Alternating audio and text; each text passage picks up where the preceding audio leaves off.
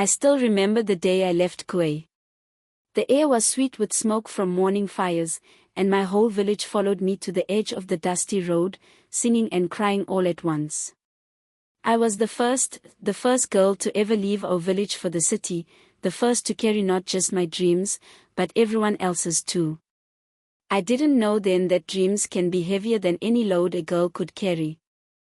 When the bus pulled away, I watched the faces of my people blur into the golden haze of the morning sun. My mother's hands were pressed together in prayer. My father's eyes glistened like he'd seen both pride and fear in the same breath. Every step I took after that was for them. Every breath was a promise. The city was louder than thunder. Cars honked, people shouted, lights flashed like restless spirits. I felt small, so small I thought the ground might swallow me whole. But I told myself I couldn't break. I was from Kauai, where girls learned to rise before the sun and sleep after the stars. I could survive anything. University was like another world.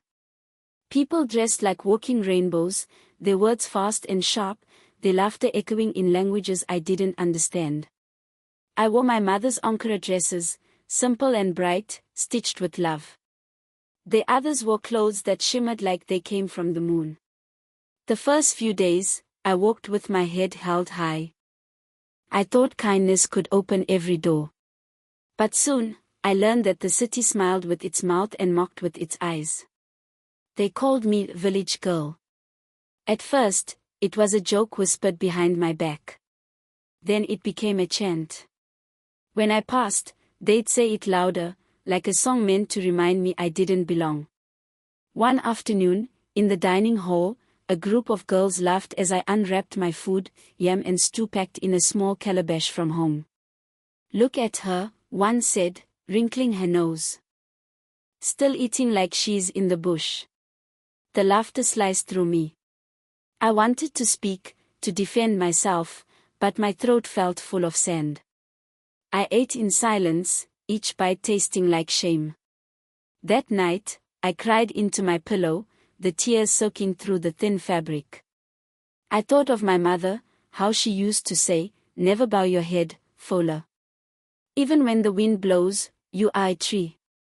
But the city wind was different, it didn't just blow, it howled. Then there was Toshi. She was different from the others, bright, fearless, and full of stories about the city. She had a laugh that could fill a room and eyes that looked like they had seen too much. From the first day, she sat beside me in class and said, "You look lost. I'll show you around." She did. She taught me how to cross the busy streets without getting hit, where to buy food cheap, and how to smile when you're breaking inside. I loved her for that. But there was something about her, something I couldn't name. She always had new clothes, new shoes, even perfume that smelled like flowers I'd never seen. Yet she came from a poor family too. When I asked her once, she smiled and said, "City life is about knowing where to look, my dear." I didn't understand. Not then. As the months passed, the money from Kauai grew smaller. The letters from home came slower. My people tried, I knew they did, they sent dried fish, a few coins, prayers written in shaky hands. But it wasn't enough. Some nights I went to bed hungry. Other nights, I just couldn't sleep, the hunger was louder than my thoughts. I'd stare at the ceiling, counting cracks, whispering, "I must not fail them. I must not." But pride doesn't feed you. And one morning, when my stomach growled so loudly my classmates turned to stare, I broke. I found Toshi after class, her gold earrings glinting in the sun. "Toshi," I said softly, my voice trembling. "Please, help me. I can't live like this anymore. Let me work with you." Her smile faded. She looked at me for a long time, like she was deciding whether to tell me a secret or lie. "Fola," she said at last, her voice low, "this isn't like other work. It's not for everyone." "I don't care," I whispered. "I'll do anything." She studied me for a moment, then sighed. Meet me tonight, after dark. That night, she handed me a dress. It shimmered under the light like water. Too tight. Too bright. She painted my face with colors that didn't feel like me. When I looked in the mirror, I didn't see the girl from Kauai anymore. I saw a stranger, someone desperate, hungry, and afraid. Don't worry, Toshi whispered. After tonight, you'll never starve again. And as I followed her into the night, the city lights flickering like a warning, my heart pounded so hard it hurt. Something inside me knew this path was dangerous, but my hunger was louder than my fear. That was the night everything began to change. The night Kauai's first daughter took her first step into the darkness of the city, and didn't look back. That night changed everything. The air smelled of perfume and danger. I followed Toshi through narrow alleys glowing under the city's orange lights. My heart beat so fast it drowned out the sound of my footsteps. She walked ahead, confident, graceful, like she had done this 1,000 times. I followed, pretending my legs weren't shaking. We reached a large building with dark-tinted windows. Music pulsed from inside, low and slow, like a heartbeat. When Toshi opened the door, I felt a wave of perfume, laughter, and cigarette smoke rush at me. Men in crisp suits sat at tables, their eyes sharp as knives. Women in dresses that sparkled like stars moved among them, their smiles painted and heavy. I froze. This wasn't what I expected. Toshi turned to me and whispered, "Just smile. Don't think too much. Tonight you eat, tomorrow you rest." She handed me a drink, something sweet and burning at once. I sipped it. My throat stung. My heart softened, or maybe I just stopped feeling it for a while. When I stepped into the light, their eyes found me. I felt naked, even though the dress covered me. The music grew louder, and so did my fear. I kept thinking of Kauai, of the river, the fields, my mother's laughter. What would she say if she saw me now? I told myself it was just one night. Just enough to fill my stomach, to pay for my books, to survive. But one night became another. And another. The money came easily, too easily. I bought food, new shoes, even sent a small parcel home with a trembling hand. "I'm doing fine," I wrote. "Don't worry about me." The lie burned in my chest like fire, but I sent it anyway. Toshi smiled when she saw me getting used to it. "See," she said. "City life isn't so bad. You just need to learn how to play the game." But each night, when the lights dimmed and the laughter died, I'd go home, wash the paint off my face, and cry quietly into my pillow. Because no amount of perfume could hide the smell of shame. Days turned into weeks. My grades began to slip. I stopped sitting in the front row. I avoided the professor's eyes. The other girls noticed my new clothes, my silence, my tired eyes. "Looks like village girl found herself a sugar daddy," one whispered. The others laughed. If only they knew. Then came the night everything began to fall apart. It started with a man, tall, well-dressed, his smile too polished to be real. He said he was a businessman, that he could help me find a better life. "Just one evening," he said, "and you'll never have to worry again." His words sounded like honey, but they tasted like poison. Toshi told me not to go with him. "Some men are trouble," she warned. "You don't owe anyone anything." But I was tired of counting coins, tired of pretending, tired of the hunger that never left my soul. So I went. He picked me up in a sleek car, the kind I had only seen in magazines. The city lights danced on the windows as we drove. He talked about business, about Lagos, about power. I barely listened.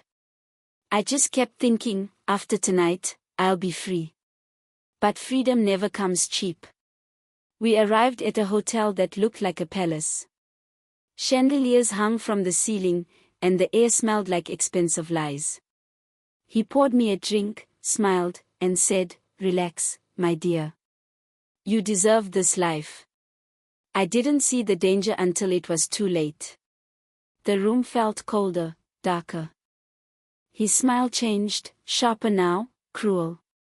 When I tried to leave, he grabbed my wrist. I pulled back, trembling. He laughed. That's when I understood. I wasn't his guest. I was his property. I ran. Out the door, down the hall, barefoot and breathless. His voice chased me like a curse. "You'll regret this." I hid in an alley until dawn, shaking, dirty, my dress torn, my heart broken into pieces too small to count. When I finally reached Toshi's room, she opened the door and gasped. "Fola, what happened?" I couldn't speak. I just collapsed. She held me until I stopped crying. After that night, I swore I'd never go back. No more easy money. No more secrets. I tried to return to school, to study, to rebuild. But rumors spread faster than truth. Some said I had been caught stealing. Others said I was expelled. The girls who once mocked me now whispered worse things, things that followed me like shadows. Soon, even the lecturers looked at me differently. One of them, a man with kind eyes, called me after class and said softly, "Fola, whatever you've heard, don't let it define you. You're better than this place." I wanted to believe him. But by then, I had stopped believing in kindness. Still, I tried to move on.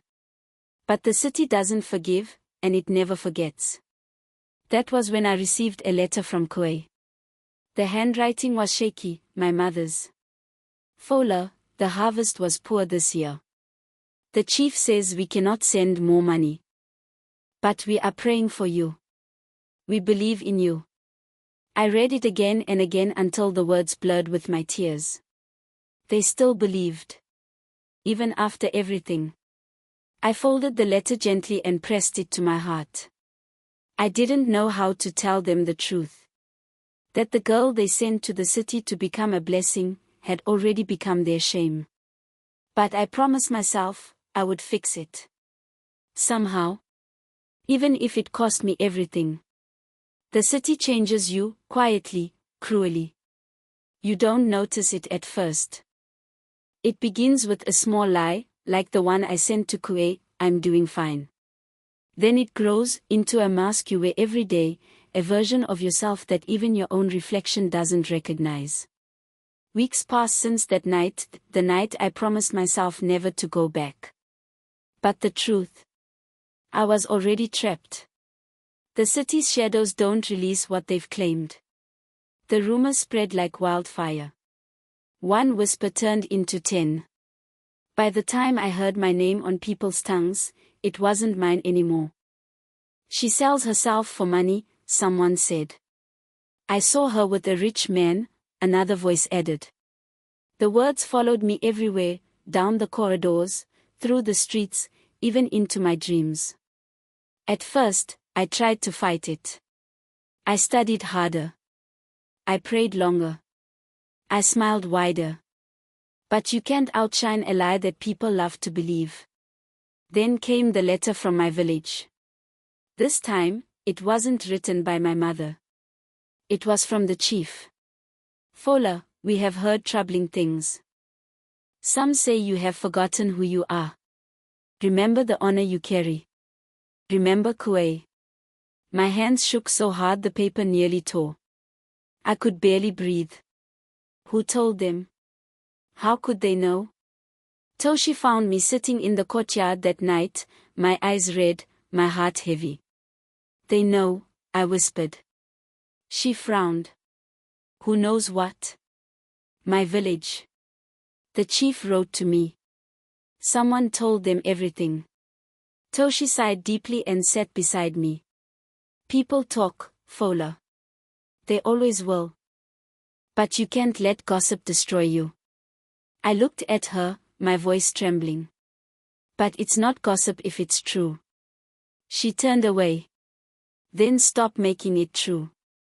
Her words struck me like a slap, sharp, honest, cruel. That night, I packed away the dress she'd given me. I folded it neatly, tucked it deep in my trunk, and swore never to wear it again. I tried to start over. I went back to my studies. I cleaned houses for a little money. I ate plain rice and drank water when there was nothing else. I kept my head down, my mouth shut, my prayers steady. But in the city, a rumor doesn't die, it mutates. One afternoon, while walking to class, I saw a group of girls standing by the gate, their eyes fixed on me. They were whispering, their laughter low and poisonous. When I walked past, one of them, a girl in red lipstick, stepped forward. "So, the famous village girl," she sneered. "Tell us, how much for one night?" Her friends laughed. I stopped. For a moment, the world went silent, just my heartbeat and the sound of my pride cracking. I wanted to scream, to tell them everything, to tell them that hunger had teeth and desperation had claws. But instead, I just said softly, "You wouldn't survive one day in my village." And I walked away. But their laughter followed me. That night, Toshi didn't come home. She didn't the next night either. On the third day, I found out why. Her name was on the news, a blurry photo, a headline that made my stomach twist. "Young student found dead in city apartment." They said it was an accident. They said she'd taken too much of something she shouldn't have. But I knew. The city had finally eaten her alive. I sat on the floor of our room, her clothes still hanging where she left them, her perfume still in the air. I cried until my throat burned. She was the only one who knew my secret, and now she was gone. I was alone again. But life didn't stop for grief. It kept moving, like the river that never waits for the fallen. Soon after Toshi's death, the university held a meeting. A lecturer stood before us, his tone grave. "We must be careful," he said. "The city is full of dangers for young girls. Do not walk alone. Do not trust strangers. Protect your name, it's all you have." His words cut through me like glass. Protect your name. But what if it's already broken? After the meeting, I went to the chapel. It was empty, just the echo of my footsteps and the faint scent of wax and dust. I knelt on the cold floor and whispered, "God, if you can still hear me, I just want to be forgiven. I just want to go home." But even heaven felt far away. Days later, another letter came. This time, it was from my mother again. The words were shaky, desperate. "Fola, please come home. They are saying terrible things. The chief says you've brought shame to Kauai. The people have stopped greeting me. Please, my daughter, come home before they destroy us." My hands trembled. I pressed the letter to my chest. I wanted to go home, to see her face, to feel her arms around me, to be her daughter again. But I was afraid. What would they see when I returned? A daughter or a disgrace? Still, I knew I couldn't hide forever. The next morning, I packed my few things and boarded a bus heading back to Kauai. The ride felt longer than the years I'd been gone. Each mile brought me closer to home, and closer to judgment. When the bus stopped at the edge of the village, the air felt heavy. People stared as I walked by. Their eyes were sharp, filled with questions they'd already answered in their hearts. No one smiled. No one waved. When I reached our house, my mother stood in the doorway, her wrapper faded, her face older than I remembered. She didn't run to me. She didn't speak. She just looked, long and hard, like she was trying to see if any piece of her daughter was still there. I opened my mouth to say something, anything, but the words stuck. Tears filled my eyes. "Mama," I whispered. She turned away. "Go inside," she said softly. "Before the neighbors see." That was how my homecoming began, in silence, shame, and the weight of every dream I had broken. But I didn't know then that the worst was yet to come. Home. It didn't feel like home anymore. The same dusty road, the same palm trees swaying in the heat, but everything felt colder, quieter. When I walked through the market, the laughter that used to follow me as a child was gone. Women stopped talking when I passed. Men pretended not to see me. Even the children, the ones who once ran after me shouting, "Sister Fola," just stared with wide, frightened eyes. The chief's house stood tall in the center of the village, and I knew I would have to face him. So I went. He sat under the big Iroko tree, the same one where he had blessed me years ago before I left for the city. His face was harder now, his eyes colder. When he saw me, he didn't smile. "Fola of Kauai," he said. "You have returned." I bowed my head. "Yes, Chief." His voice was calm but sharp like a blade. "Do you know what they say about you?" I wanted to speak, but no words came. "They say you sold yourself for money," he said slowly. "That you brought shame to the people who sent you, to the ancestors who watched over you." Each word hit me like a stone. "Is it true?" he asked. My lips trembled. I started, but my voice broke. "I was hungry," I whispered at last. "I tried to survive." The chief shook his head. "There are things worse than hunger, child. Shame is one of them." Behind him, I saw the villagers gathering. Their eyes burned with judgment, and something else, fear. Mama stepped forward from the crowd. Her hands trembled as she spoke. "She's my daughter," she said quietly. "She lost her way, but she is still my blood." But her voice was swallowed by the murmurs. "She cursed the name of Kauai. She brought bad luck. She must be cleansed." The words spread like fire. Someone shouted, "Take her to the shrine."